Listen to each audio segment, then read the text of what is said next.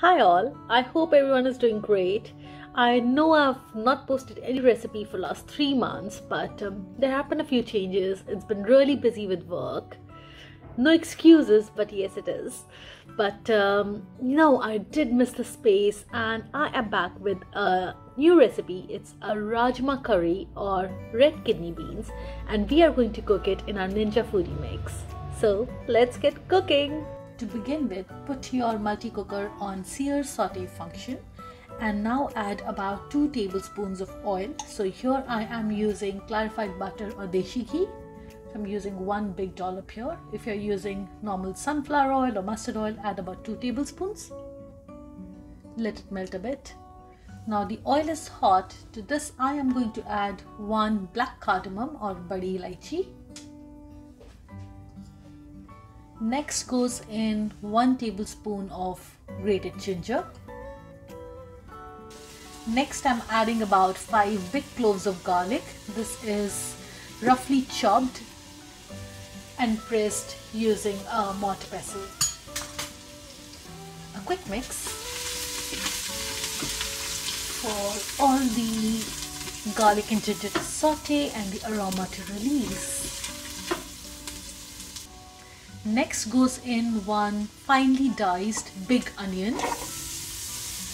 Mix it again and we will saute this for about a minute or so till our onion goes translucent. I'm reducing the heat of my multi-cooker to medium. Add a pinch of salt to speed the process. Now our onion is all translucent, so it's time to add a tomato. So I'm adding about 100 grams of pureed tomato. You can use fresh tomato, puree them, or use the one that you get from the market. Remember, this is about speed cooking.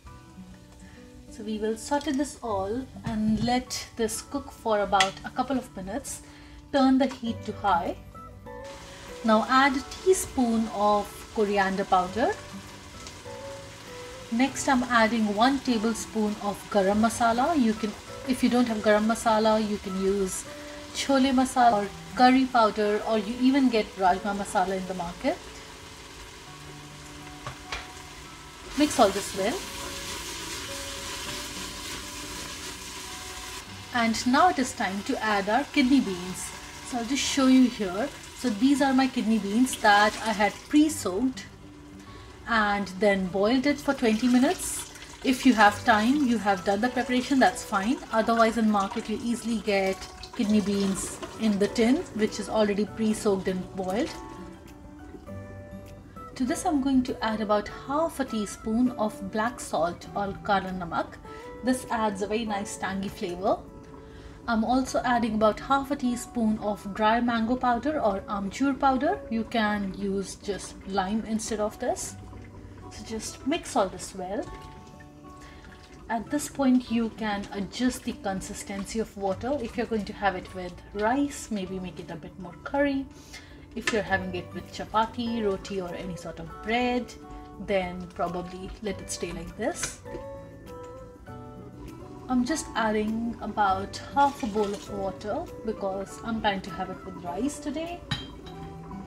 To this I'm adding about a tablespoon of coriander. We'll add more once our dish is prepared, but I feel like it adds more flavor during the cooking time as well. So add like a little bit of it.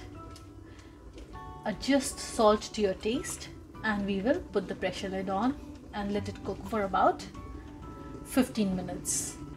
So this is my setting. I'm cooking my rice with my rajma on top of it, just doing like a pot and pot cooking.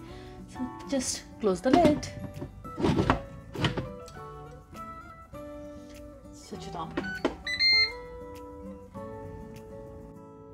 So look at that, our beautiful rajma curry is ready and so is our rice. Hope you like this recipe and do try it, and don't forget to subscribe to my channel.